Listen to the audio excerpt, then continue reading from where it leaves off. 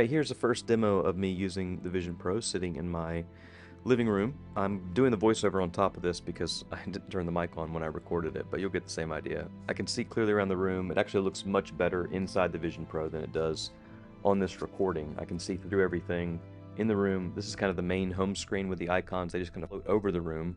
Or I can turn on these environments. This is just one of the environments, and it looks incredibly real. I mean, I might as well be sitting on the edge of this lake with the mountains in the background. It looks incredible. I can hear the water in the background. I can hear the environment. And now my living room's completely gone, even though I'm still sitting in the same place, which is truly stunning.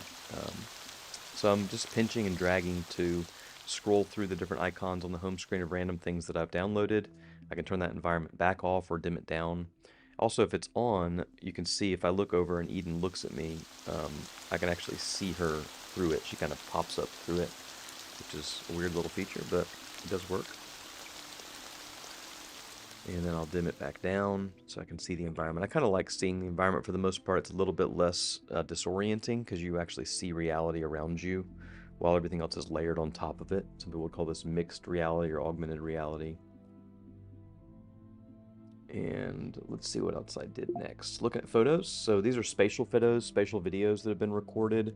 Just as an example, they're going to look a lot better for me than they do you. But for me, they look like they're real 3D, like I'm actually in the environment. It looks like I'm there. And you see I just pinched and dragged to make it bigger, pinched and dragged to make it smaller again. And it's very realistic. The resolution could be a little bit higher on some of these videos for the spatial videos, but otherwise it's incredible. You just grab the bottom of a window like that to reposition it. And then I can open up new windows, leaving that one over on the side, which is pretty cool. So it's just a web browser. You can see I kind of was pinching and scrolling when I meant to grab the bottom of the window. Everything's based on eye tracking, so I'm looking at the screen, and it is very good. The keyboard's fine, like it's a little bit slow to just type one at a time. I can't type like I normally would on a regular keyboard. That said, I could just sync my laptop or a Bluetooth keyboard if I want to type more. Also could just use Siri from voice recognition, which also works really well. So you can see I can load up a website, it loads really fast as it would anywhere else. This floating window, I can make it as big, as small as I want. I can move it towards me, move it away, resize it, make it as big as the entire wall, which is really too big. I don't want to be trying to look around while I'm looking at the screen, but you can kind of get the idea. That spatial video of Darby is still sitting over there in the corner, which I can bring back up just by pinching it, grab it, move it around. So it knows what I'm looking at. And I can reposition windows wherever I want. I can have as many of them open as I want as well. It's a little too big, so I'll make it a little bit smaller so it's more usable. And you'll notice as I'm clicking on buttons, I don't have to pick my hands up like that. I'm just showing you so you can kind of see it on the video. I can actually keep my arms completely rested by my side. And it's just tracking where my eyes are going on the screen, which works incredibly well. You can actually pull it closer and touch the screen as well, which I just realized. I've not seen that on a demo. It's not great, honestly. I mean, it works fine, but it's better to use the eye tracking and pinching, which is probably why they invented that. But you can reach out and touch it as if it's an iPad if you want. It just, over time, it's not going to be a long-term way of using it. It's going to be fatigued versus just having your arm by your side. So, pretty cool. And you'll see there's a little button at the bottom. I just look at that to close it. Same thing over here. Look at the little button on the bottom to close it. Same thing there. Close all the windows back out. I can recenter the home button just by pressing the crown on the top.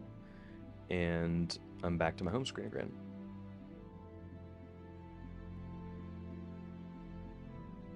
So you can see I just swipe to scroll through, pinch and drag. So let's try a game. You can see it's just loading up an Apple Arcade game, a pretty standard one that's available on the iPhone, iPad, and computer.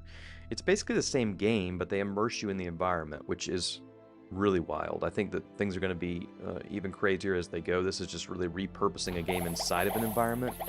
It doesn't even look nearly as good on this video recording as it does in real life. It truly feels 3D. It looks like I'm in the room, and there's zero latency on the video. I mean, it just is so super smooth and really feels like I'm there. Now again, like I said, in this case, they're just basically embedding the game in an environment. I think future games are going to be much more impressive where, you know, you're doing other things in the environment versus just watching a screen inside of a 3D space. But regardless, it's pretty cool. Standard jetpack joyride here. To make the guy fly, I'm just pinching my fingers together. And so, pretty basic, but also pretty fun. And it is a really immersive experience to kind of see the game inside of it, because you just forget about everything else. It's a little isolating because you're kind of all by yourself, but I could imagine environments where you're playing with other people with voice on, even video on. They could see your face, you could see their face, you could hear each other talking. I'll do some demos of those kind of things a little bit later. Let me know what other things you'd like to see videos of, and I'd be happy to record them and show you what it's like.